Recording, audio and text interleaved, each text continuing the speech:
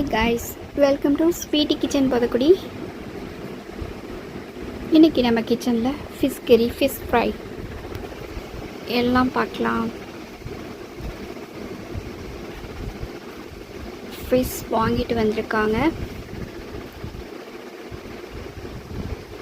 இனிமேல் வாஷ் பண்ணிவிட்டு சமைக்கணும். சிலையும் இருக்குது.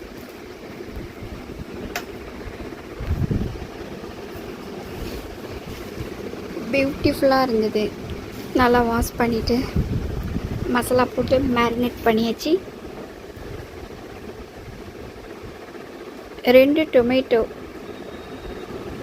நல்லா பிழிஞ்சிட்டு அதில் உள்ள ஸ்கின்னெல்லாம் முடிஞ்ச அளவுக்கு ரிமூவ் பண்ணிவிட்டு chilli powder, turmeric powder, salt, coriander powder எல்லாம் மிக்ஸ் பண்ணிவிட்டு மேரினேட் பண்ணியாச்சு.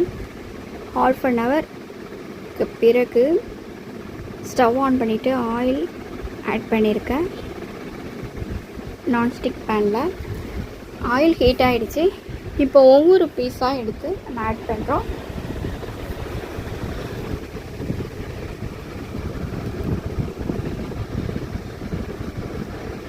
இதுவே பெரிய கடாய் தான். இதில் 5 பீஸ் இல்லைன்னா ஒரு 4 பீஸ் தான் இதில் ஆட் பண்ண முடியும். கொஞ்சம் பெரிய சைஸான ஃபிஷ்ஷு தான். கட் பண்ணி வாங்கியாச்சு.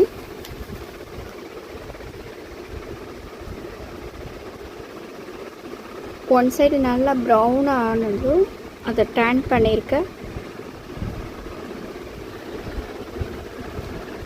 ஒரு மீடியமான ஃப்ளேமில் வச்சுட்டு நல்லா ஹீட் பண்ணிவிட்டு ஆயிலில் அப்புறமா நீங்கள் ஆட் பண்ணிங்கன்னா இந்த கலர் உங்களுக்கு கிடைக்கும். ஃபிஷ்ஷும் சீக்கிரம் ஃப்ரை ஆகும். நீங்கள் ஹீட் இல்லாமல் ஆட் பண்ணும்போது அந்த மசாலா அப்படியே ஃப்ரை ஆகாது. அது மெல்ட் ஆகிற மாதிரி ஒரு ஃபீல் இருக்கும்.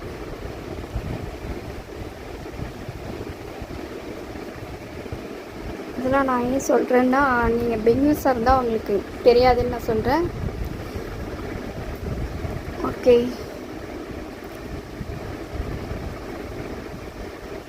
இப்போ அந்த ஃபிஷ்ஷை எடுத்தாச்சு. இப்போ இன்னும் பேலன்ஸாக ஒரு 3 பீஸ் இருந்துச்சு. அதையும் போட்டு நம்ம ஃப்ரை பண்ணியாச்சு. சினை இருந்துச்சுல்ல, அதில் எக்கு, ஆனியன், க்ரீன் சில்லிஸ், அப்புறம் turmeric powder, chilli powder, pepper powder, ginger garlic paste எல்லாம் ஆட் பண்ணிவிட்டு அதை ஒரு ரோஸ்ட்டு மாதிரி நம்ம ஆட் பண்ணியிருக்கோம். மிக்ஸ் பண்ணிவிட்டு பார்க்கவே ரொம்ப ஒரு அற்புதமான எல்லோ கலரில் இருக்குது. சாப்பிடவும் ரொம்ப கிறிஸ்பியாக இருக்கும். இந்த மெத்தடில் நீங்கள் ட்ரை பண்ணுங்கள். கட் பண்ணிவிட்டு இதை சாப்பிட்டு பார்க்க பாருங்கள். ரொம்ப டேஸ்ட்டாக இருக்கும். சூடாக சாப்பிட்டிங்கன்னா இன்னும் ரொம்ப டேஸ்ட்டாக இருக்கும். ட்ரை பண்ணுங்கள். இந்த மெத்தட்லேயும் பண்ணுவாங்க. இன்னொரு மெத்தட் பொடி மாஸ் மாதிரி பண்ணலாம். ஏன்னா ஃபிஷ் எப்படி ஃப்ரை பண்ணுறோமோ அது மாதிரி மசாலா ஆட் பண்ணிவிட்டு ஃப்ரை பண்ணிக்கலாம். இப்போ ஃபிஷ் கறி ரெடி ஆயிடுச்சு. ரைஸ் வச்சாச்சு பிளேட்டில். களை கட்டுக்கு சாப்பாடு பாருங்கள்.